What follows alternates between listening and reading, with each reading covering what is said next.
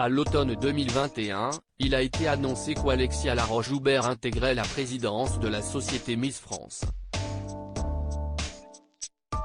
À ce poste, la productrice a très vite pu opérer quelques changements, acceptant notamment d'assouplir certains critères d'inscription. Une candidate maman et mariée a par exemple pu se présenter au concours. Une première historique. Mais l'arrivée d'Alexia Laroche-Joubert pourrait également avoir fait de l'ombre à Sylvie Tellier.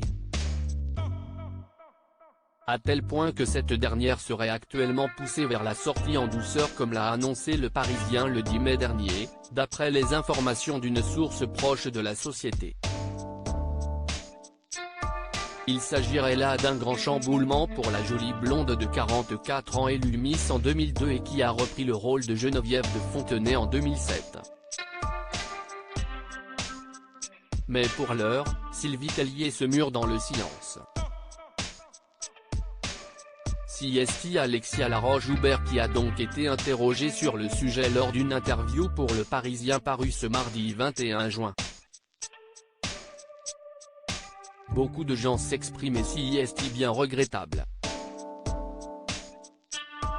Il n'a jamais été question non plus, ni dans mes déclarations, ni dans celles de Sylvie. Ce sont des rumeurs. Sylvie est actuellement en poste et vous la verrez sur le prime time de l'élection en décembre, a-t-elle assuré à nos confrères. La maman de Solveig et Isor confirme donc que Sylvie Tellier est toujours directrice générale de la société Miss France, prenant toutefois soin de ne pas parler au futur et laissant alors le mystère planer. En attendant d'en savoir plus, le nom de Cindy Fabre a déjà été cité pour remplacer Sylvie Tellier. Miss France 2005 a toujours eu un pied dans cet univers et faisait même partie du voyage d'intégration de Diane Lair à Saint-Martin.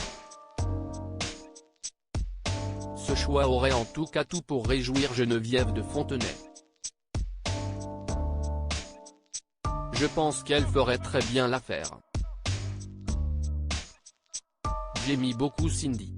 Et si ça se faisait pour de bon, Jen serait ravie, a-t-elle confié dans les pages de France Dimanche, taclant au passage Sylvie Tellier contre qui elle a encore beaucoup de rancune.